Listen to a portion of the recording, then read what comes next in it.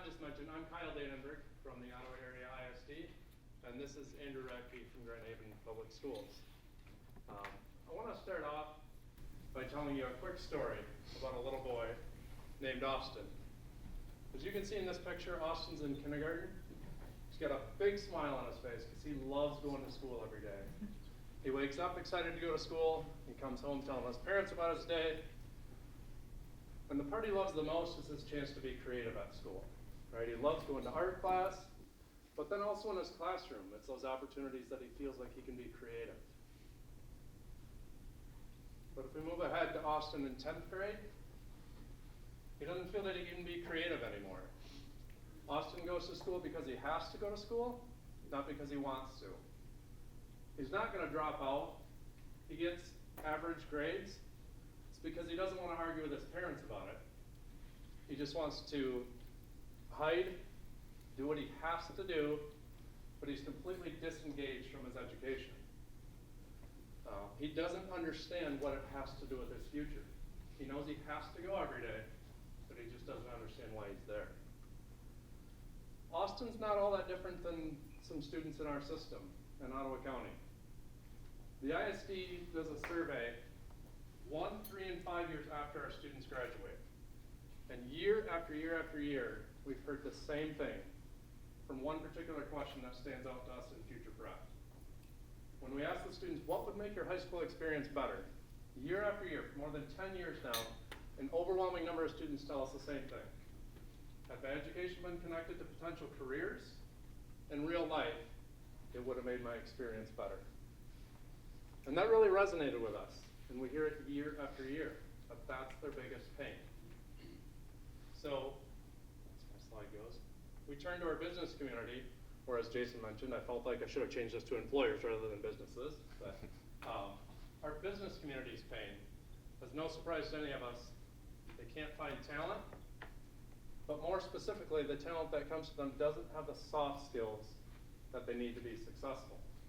The employer says we can teach them the technical skills, but they need to come to us with those soft skills, such as collaboration and communication and critical thinking and problem solving.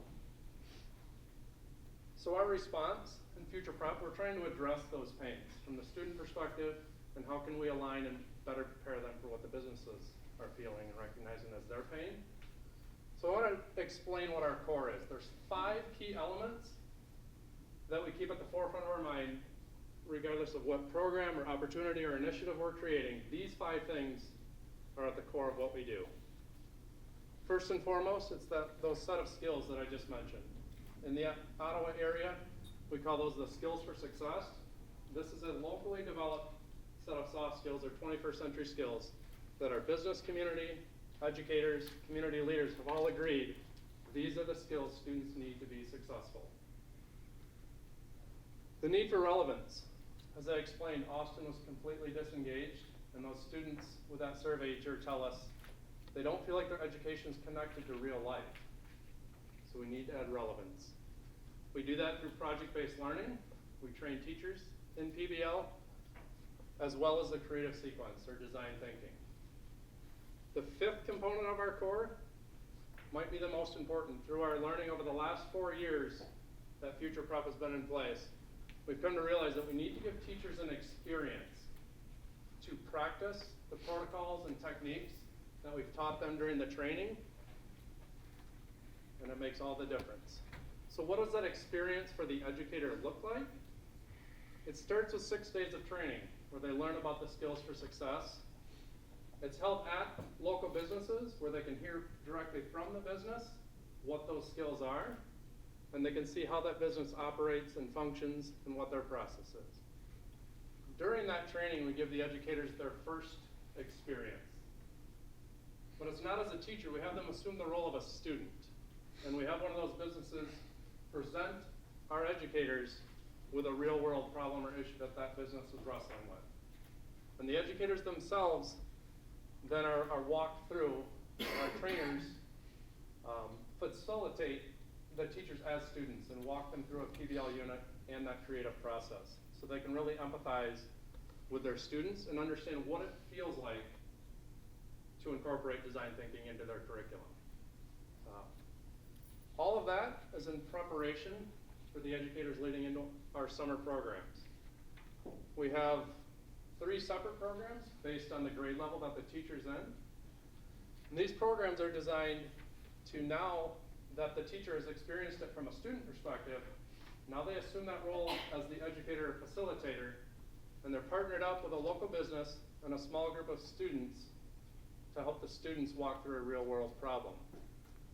This is a chance, again, for those educators to really practice those protocols and techniques and tools of design thinking and project-based learning during the summer to help them gain the confidence to bring that into their classroom. I brought Andrew, or asked him to join me today. Andrew's an educator who went through Future Prep for the last 2 years, and he's here to share his experience. Good morning. I think the photos Jason shared earlier of the classroom looking the same for the last 100 years is a great way to illustrate the fact that we need to change the teaching in our classrooms. We need to change the way that we're teaching in the classrooms. Employers are looking for employees with those soft skills. They're looking for candidates who are collaborative, inventive, and able to respond thoughtfully to feedback. I don't know that I was doing a great job preparing my students with those skills and with those opportunities until going through the Future Prep training. I've done that the past 2 summers.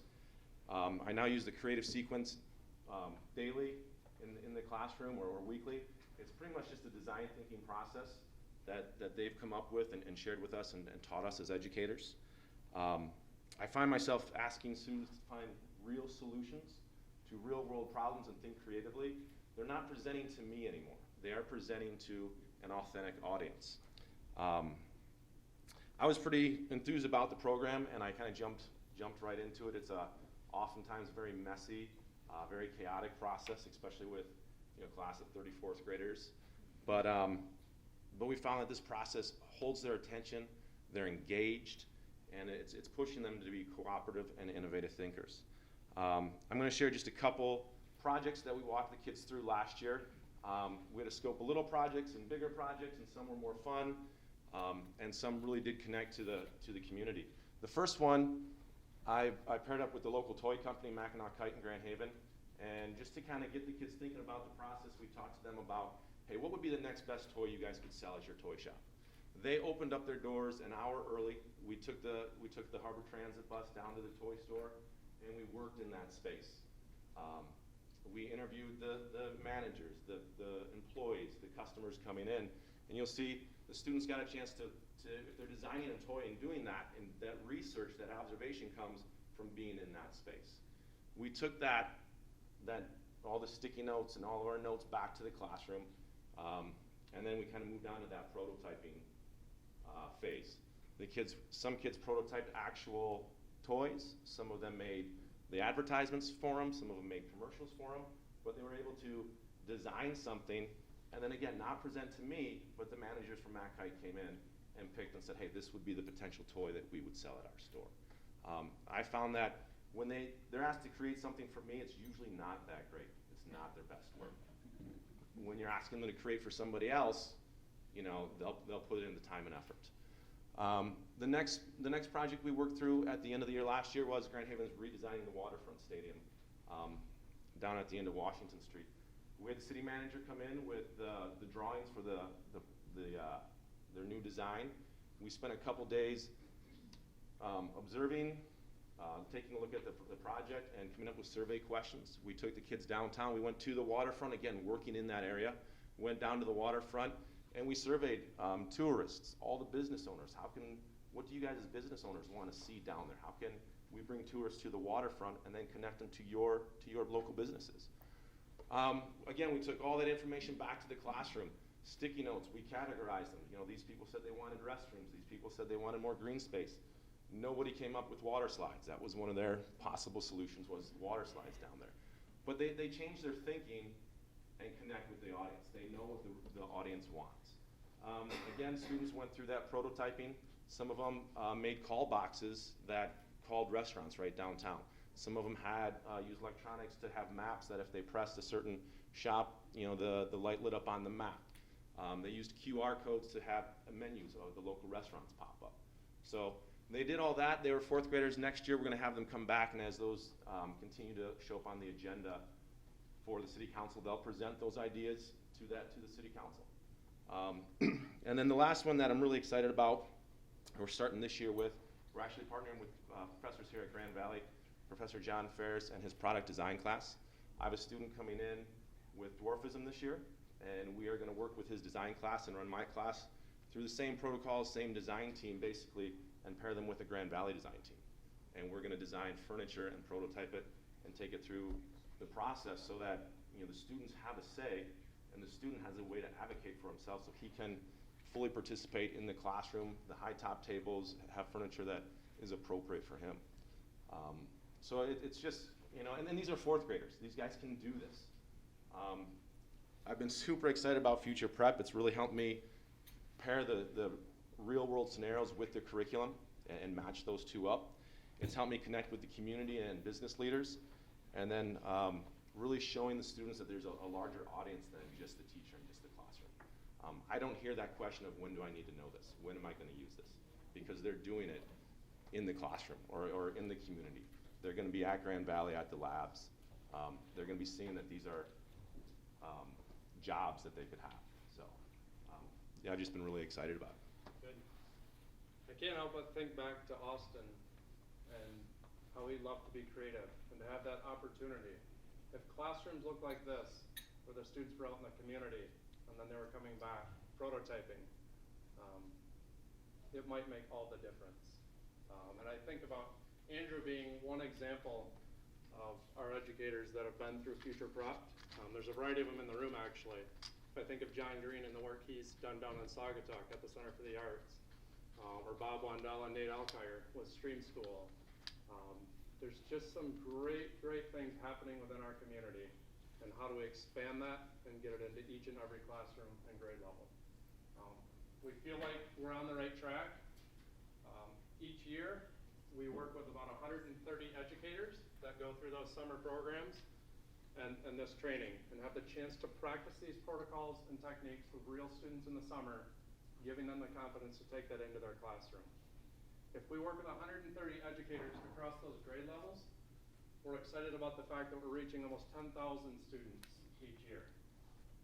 So, thank you. Excited about our work.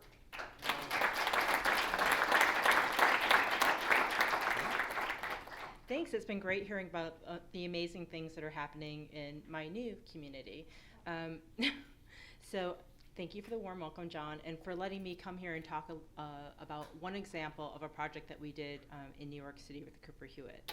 So while we were charged with the national mission as the Smithsonian's National Design Museum, our most frequent, or one of our most frequent collaborators was our local school district, the New York City Department of Education.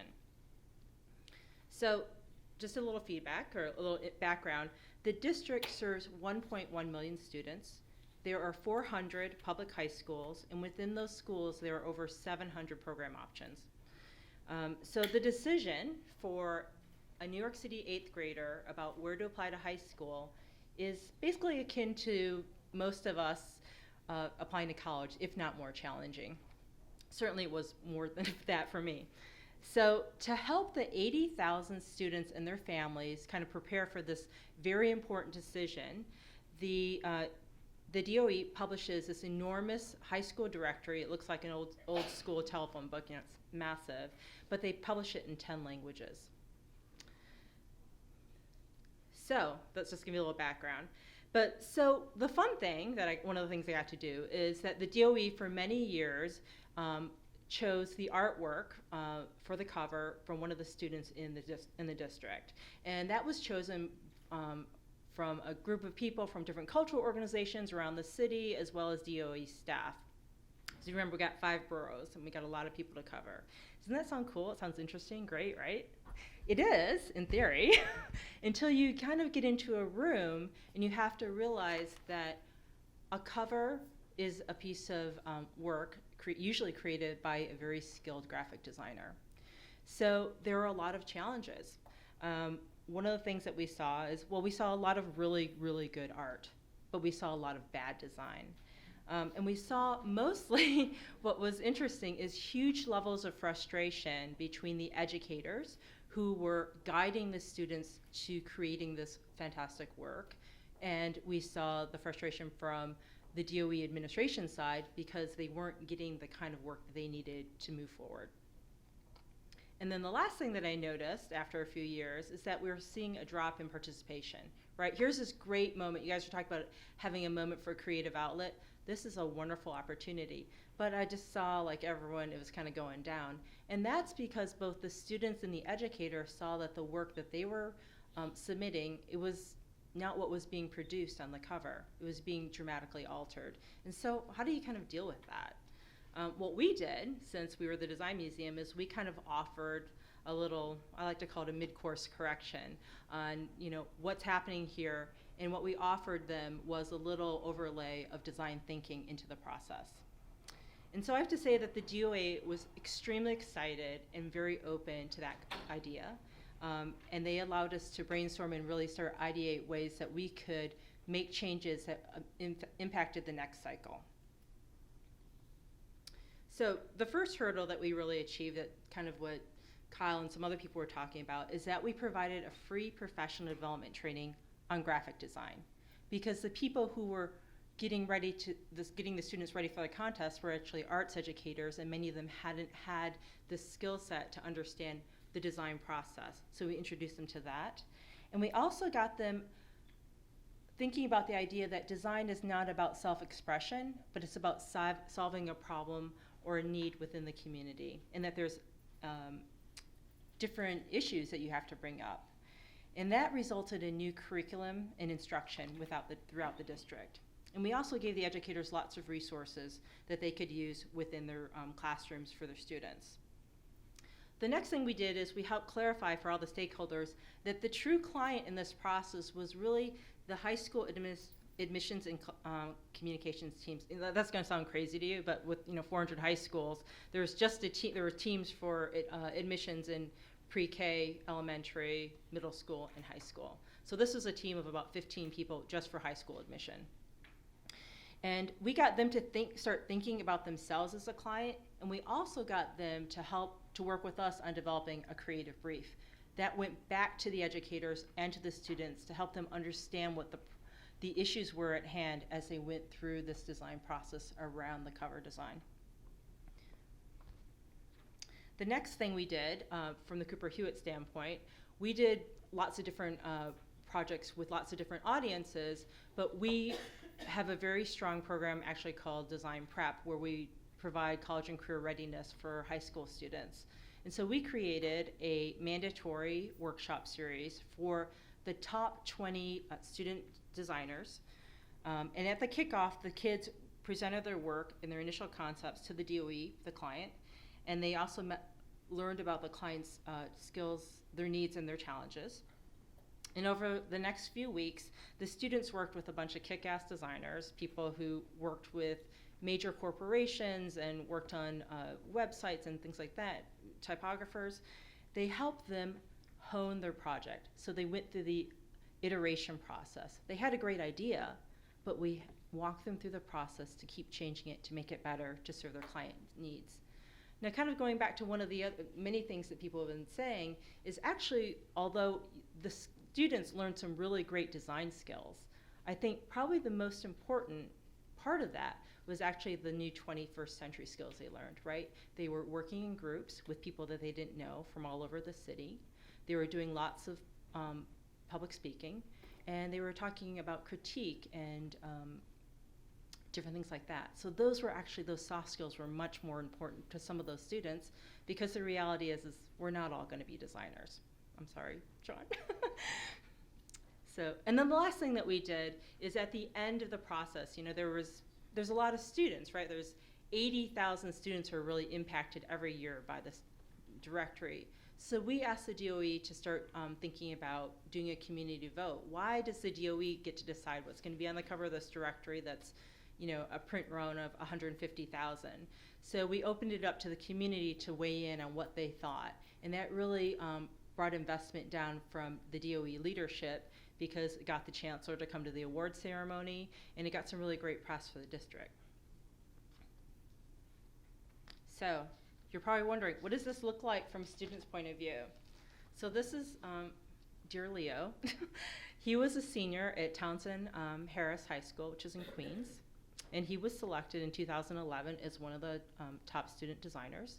So every day, as part of his, or not every day, so for about 5 weeks after school, he took 2 buses and a subway train and walked about a mile to get to the museum. So that's about an hour and 15 minutes. That's what he did after school for 4 weeks to get to the museum. And then he spent 4 hours with Phil Hernandez, who you might know as the illustrator for the Superman comic book series, and a typographer, and honed his project. And then after that, he got back on the subway and headed home for another hour. So, but he worked hard, and he created this amazing design, and he won the contest. So in addition to getting some scholarship money and some cool prizes like Adobe Suite and things like that, he was also offered a paid internship with the DOE's graphic design department. And there he learned how to refine his work even further, and he learned how to go to print. He integrated his design work into lots of places within the DOE website, and he developed some supplemental publication materials as well. You can see they have to do fairs so that you get to meet administrators from all the different high schools. And there's probably about 8 different specialized pieces that go out in addition to the directory. So he also did some marketing materials. He did this great bag. And all these wonderful items ended up in his portfolio. And these are items that helped with his application to college. He ended up going to the School of Visual Arts. And now he's a designer at Facebook, I'm happy to say, which is cool. But I want to share a little quote that Leo, we interviewed him about 2 years ago to talk about his experience, and this is what he said. He said, "The exchange of feedback with my peers is really helpful. Critique is an essential part of the design cycle. You can learn a lot about how other designers approach problems, and your work almost always improves with helpful criticism." So I'm not gonna lie, this is actually a fun, cool project, right? This is where we're able to test new ideas over a number of years and make some really successful changes. But I think for me, the most important thing is that we were able to engage students, administrators, and educators in a project that made design education relevant for the country's largest school district. So that's it. Thanks. Great. Thanks, May.